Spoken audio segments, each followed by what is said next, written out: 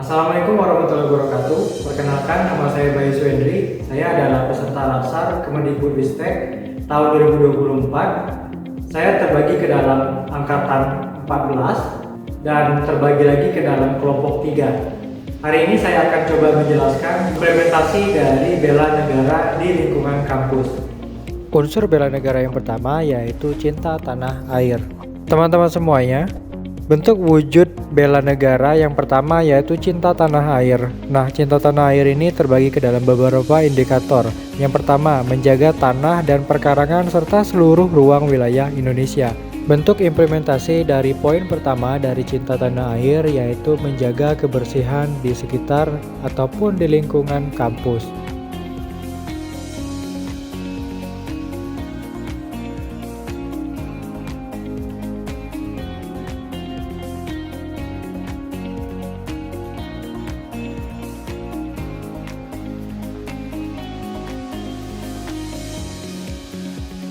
Indikator yang kedua dalam cinta tanah air yaitu merasa bangga memakai produk bangsa Indonesia. Hal ini dapat kita implementasikan dengan memakai pakaian khas dari Indonesia, contohnya baju batik. Itu bisa kita implementasikan ataupun kita gunakan ketika kita di lingkungan kampus. Jika kita sebagai dosen itu bisa kita gunakan sebagai pakaian kita ketika kita mengajar, dan jika itu mahasiswa kita bisa gunakan sebagai pakaian ketika kita berkuliah. Adapun indikator yang ketiga dari cinta tanah air yaitu memberikan kontribusi pada kemajuan bangsa dan negara. Salah satu kontribusi yang bisa kita implementasikan di dalam kegiatan kampus yaitu kita memberikan pendidikan dan pengajaran kepada para mahasiswa. Baik teman-teman semuanya, kalau tadi kita membahas mengenai cinta tanah air sebagai poin pertama yang harus ada di dalam bela negara, kemudian kita lanjutkan ke poin yang kedua, yaitu sadar berbangsa dan bernegara. Nah, apa saja indikator yang harus ada di dalam poin yang kedua ini? Nah, teman-teman semuanya, indikator yang pertama dalam poin yang kedua, sadar berbangsa dan bernegara, kita mulai dari menjalankan hak dan kewajiban sebagai warga negara sesuai dengan peraturan perundang-undangan yang berlaku. Kita ambil contoh ataupun kita implementasikan di dalam kegiatan pembelajaran ataupun di dalam kegiatan akademisi di lingkungan universitas. Misalnya, kita sebagai seorang dosen harus menaati aturan yang sudah dibuat oleh universitas.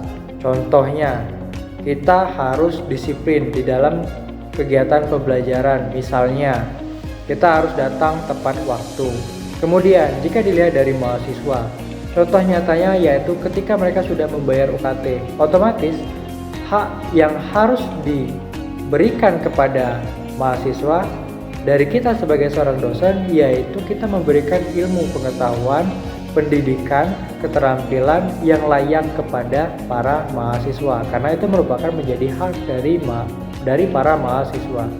Nah teman-teman semuanya, indikator yang kedua dari poin kedua, sadar berbangsa dan bernegara, yaitu ikut serta dalam pemilihan umum. Sebagai negara yang demokrasi, jika kita lihat contoh di lingkungan universitas ataupun di lingkungan akademisi, contoh nyata dari ikut serta dalam pemilihan umum yaitu kita ikut serta dalam hal pemilihan pimpinan kampus, misalnya di level dekan ataupun di level rektor. Kita semua punya hak dan kewajiban untuk ikut serta dalam berpartisipasi dalam pemilihan rektor, dekan ataupun pimpinan-pimpinan lainnya di lingkungan universitas.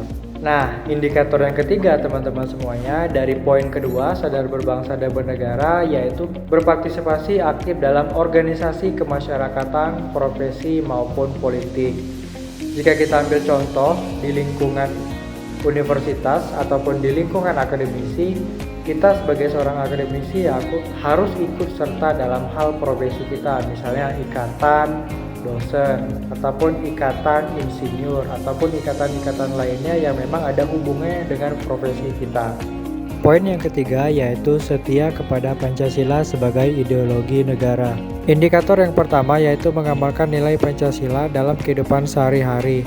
Contohnya yaitu implementasi sila Pancasila yang pertama, ketuhanan yang Maha Esa. Indikator yang kedua yaitu mengembangkan nilai Pancasila. Salah satu contoh indikator yang dapat kita implementasikan di dalam kegiatan kampus yaitu membuang sampah pada tempatnya. Ini merupakan salah satu cara kita dalam mengembangkan nilai-nilai Pancasila. Indikator yang ketiga yaitu menjadikan Pancasila sebagai pemersatu bangsa. Contohnya jika diimplementasikan di dalam kegiatan kampus yaitu kita menolong ataupun membantu teman kita yang sedang dalam kesulitan.